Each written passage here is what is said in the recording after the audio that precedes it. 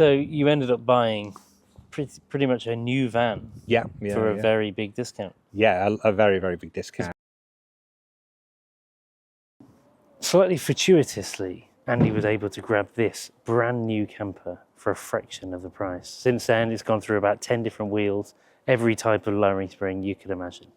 This is Andy's pop-top, bagged VW Transporter. Welcome back to Rest Revival. I'm your host, Will. Let's go.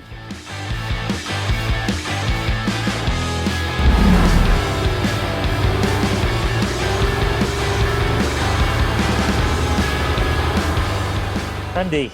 Hello again. Here we are again. Yes. Thanks for joining me. No problem. Tell us what we're sat in front of. Oh, well, we're sat in front of our camper van that I've had for 10 years now. It's 2014 VW Transporter Highline.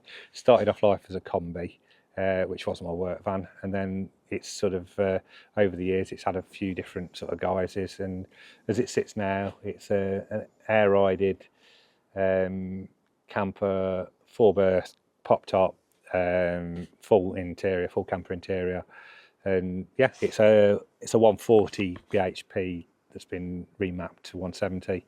So it's not fast, but it's all right. It's sort of manageable, you know. It's kind of but it is quite heavy because the worktops are sort of made out of proper Corian and stuff like that. So it's not a light thing, you know. Yeah. So, but it holds its own. It doesn't struggle, you know. But it's not fast, you know. No. But it's not supposed to be. It's a van, you know. So yeah. So there's quite an interesting story behind actually acquiring it, because it was a bit hairy. Basically, the sort of at the start of it, I've been kind of in my mind. I really fancied a camper van, and I just sort of got with Nicola about a year before, and we were like, we'd started doing a little bit of camping, and we really enjoyed that sort of thing. Well, I've always camped, but Nick hadn't really done it, and she really enjoyed it. So we went out and go outdoors and bought all the tent, you know, all the whole lot, like, you know.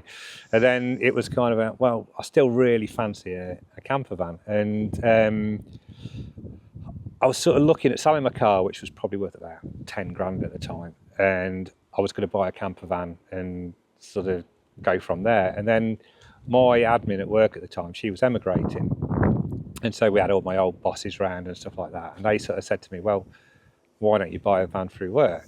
I'm like, what, really? And he's like, oh yeah, of course, it's your company now, you do what you want. So I'm like, that's a really good idea. So suddenly my budget sort of doubled, and I was looking around, and this came up on eBay, and it was like the sort of carbon copy sort of, or typical worst advert on eBay that you could ever wish for. There wasn't a single photo of the whole van. The main photo was on its side. It was a really, really rough description, but at the time the van was only 4 months old. And he sort of said to me, well, yeah, I thought, well, it can't really be too much wrong with it. So I made this sort of decision of not really asking the guy who was selling it much about it, and just going to have a look at it. So I went over there, had a look at it, and you know, it looked brilliant, you know, and it was like new. It still got seat covers on it. It was all smelt new and all that. And he got it up for, I can't remember how much it was now, but the price was plus VAT. And why we'd been talking about the van, he was like, well, I bought it through my company when I set it up, and then I realised that the company wasn't really very good. So I've had to close the company down. And I said, well, how are you going to charge me the VAT then? I said, well, I don't mind paying the VAT because I can claim it back. I said, but how are you going to charge me? And he goes, well, I don't really know. So for the next week, I kept ringing him back saying, have you found out? Have you found out? And it's like, no. And I'd got the day booked off on the Thursday to go and see the Foo Fighters. And it was when Dave Grohl broke his leg. So it was like, okay, well, if I've not heard from him by then, I'm going to go out and find something else. And I had a look around, and I found one that I liked, but not quite as much. And it was a little bit more money and all that. So I thought, I'm going to have one last go. I rang up and I'm like, come on then, how do I buy this van? How do we do it? And he says, well, oh yeah, I found out. He said, the accountant says, all you need to do is buy it off the finance company and do that. So I'm like, yeah, okay. So I made him an offer on it, and he's like, oh no, I owe more than that. So I'm like, okay, well, what do you owe? And he told me. So I'm like, right, okay, I'll give you that and I'll do that. So basically the deal was that I would clear his finance, but of course that brought its own other worries because it was like, well, I've just cleared his finance off. He's still got the van. What happens if he clears off in the meantime? So we literally sat in a lay-by around the corner, sort of dialing up the finance company saying, has the money gone in yet? Has the money gone in yet? Like that. And as soon as it had, we went round, got the keys and took it away. And it turned out, I mean, the guy was honest enough. There was no problems. It was just obviously when it's that amount of money, and especially when I'd only just took over the company and I'm spending like quite a big chunk of the company's money. Yeah. And I was like, the last thing I want to do is this all to go south. And then we end up, sort of like out of pocket, no van or anything like that. But obviously it's here 10 years later and it's sort of, it all came for the good. So you ended up buying pretty much a new van for a very big discount. Yeah, a very, very big discount. Presumably you paying the finance would have meant that the deposit he put down on this, he would have lost. Basically, yeah. So and you bought a new van without a deposit. Plus, he'd also done things like upgraded the stereo, put seat covers in it, put different wheels on it, and stuff like that. So he'd spent quite a bit of money on it as well, which I would imagine was probably all on the finance or part of the deposit or whatever. So yeah, I did really well. I mean, to be fair, I think even now, if it was still a combi and it was still as I'd bought it, with the mileage that's on it, I'd probably still not far off get back what I paid for it, which is pretty nuts after 10 years, you know. But obviously, it didn't stay that way, and it's probably had like 3-4 times as much put back into it to get it how it is now. And again, basically, we wanted a camper. We took over the business. We both on our sort of second marriages. We wanted to really do something that we wanted. So it was kind of a no holds barred build. It was like literally whatever we want in it, we're going to do it, and it's going to be how we want. And it's part of the reason why I've still got it, because it's like to build another one now, you would be talking probably in excess of 100 grand by buying it. And I mean, the donor vehicle would probably be twice the price of what I paid for this, if not more, so before you even start. And so it's not really practical. And I think if I let it go, I'm never going to be able to replace it, or I've not got the sort of, when I built this, I'd got a real passion for it, which I still like it and I still enjoy it. But obviously things like the Porsche and stuff like that have kind of taken its place a little bit. So I wouldn't quite kind of like go into it quite as carefree this time around, so I'd struggle to build something that I liked more, so I mean, it's only done 60k still, so it's kind of, and I've done 55 of those, so it's always been serviced, it's never had an issue sort of thing. So yeah, we'll just keep it for now and see what happens.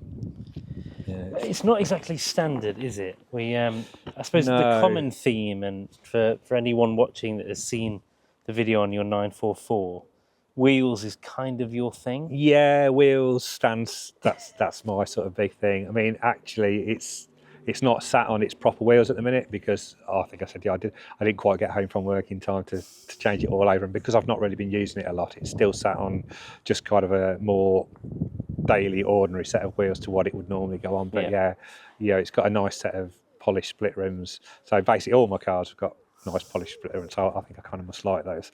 And this particular one's on air rather than being coilovers.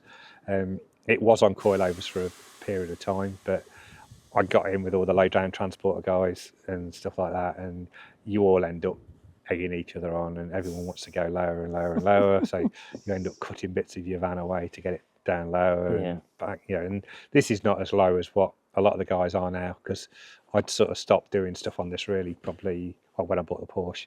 So 4 years ago I kind of stopped really doing a lot to this, other than I've had a few sets of wheels since then that have just kept it fresh. But it's kind of, when you get into that kind of circle, everybody eggs everybody on, and it's only sometimes when you sit back and you think, this is actually a bit silly, but but it's good fun, It's like because it's been through quite a few different states of lowering, hasn't it? Yes. So when I bought it, it was on standard springs.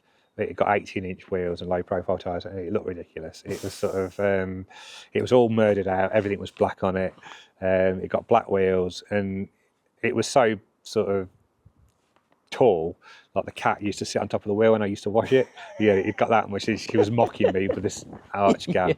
And then I kind of like being cautious at the time. I went for 40mm lowering springs, which I've got to say the ride was really nice. But it was kind of when it came back, I looked at it, I'm like, well, hasn't been lowered, hasn't been lowered. Yeah, I think it has a little bit, and it looks a bit better, but it didn't really do it for me. So not long after that, it went on to a set of Bilstein coilovers, which dropped it down sort of probably with the tyres sort of level with the arches really to a degree.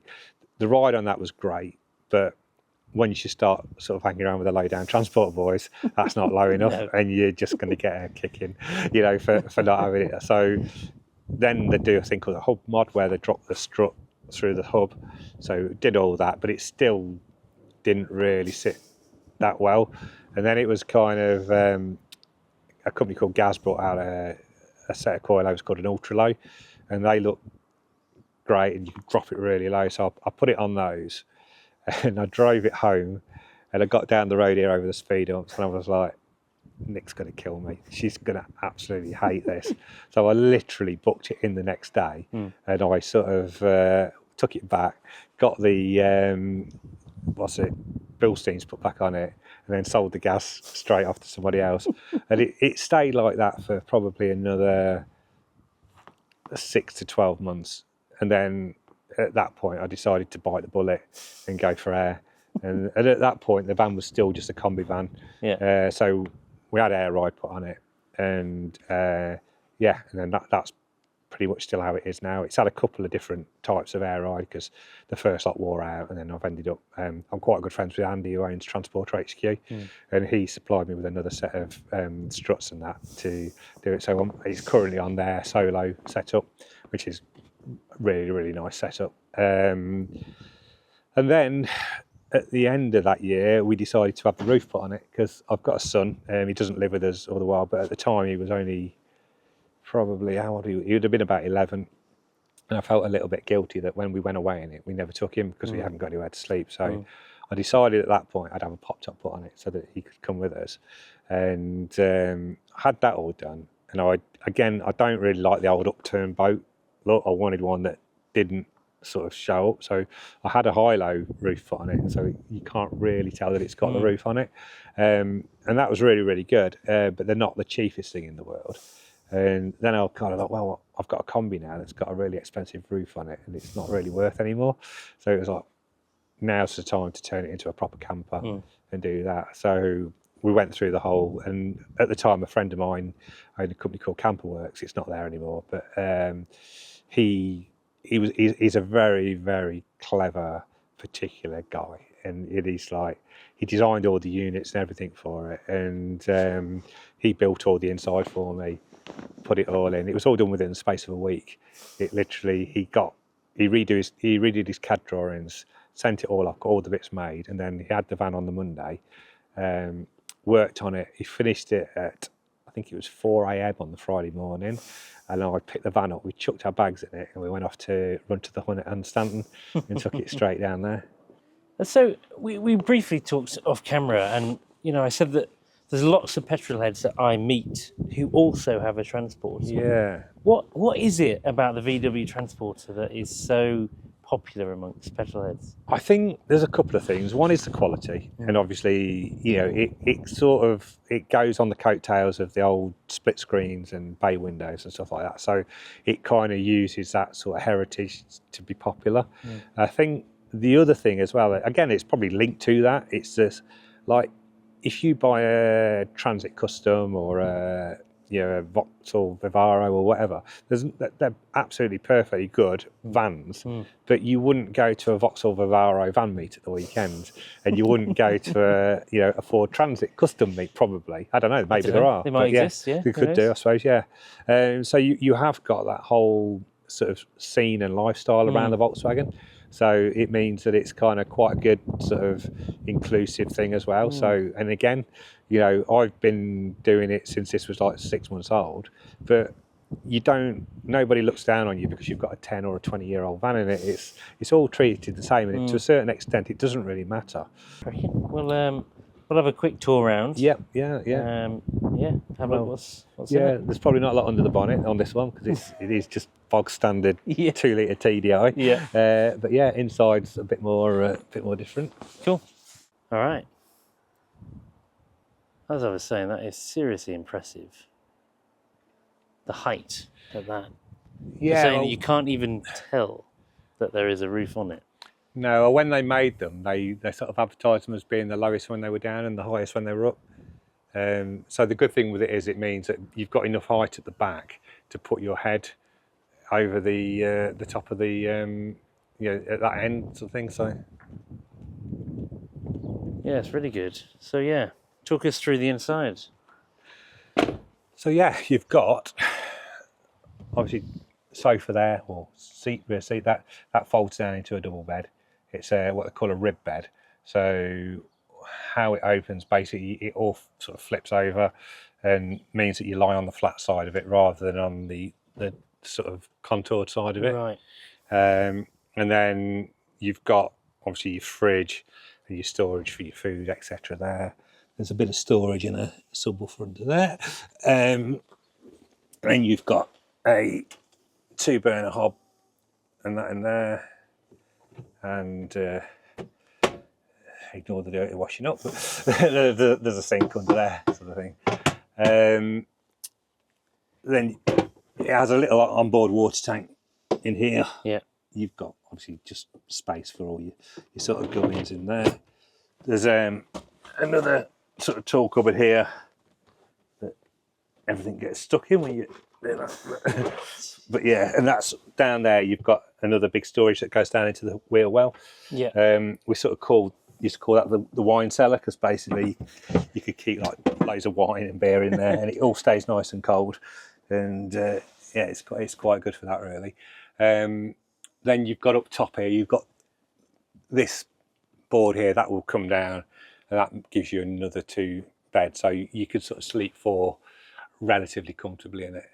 And then the other party piece of the roof is that all of the whole sides all open, and it basically leaves you can pull this down, then you've got a platform on top of the van, so you can sit there. So if you go to sort of like a motorsport event or something like that and you sat at the side of the track, you can literally drop that down, have it all open. So you're sat on that. Yeah, you sit on the that roof. top bit. Yeah. And yeah. That's so cool. And I never thought about that. Yeah. So if you see here, you've got basically you've got a zip goes all the way around there. So all of that zips and rolls up, and then and like you say, you can just sit and watch motorsport. Yeah, or sit there and watch the sea, have a beer. That's amazing.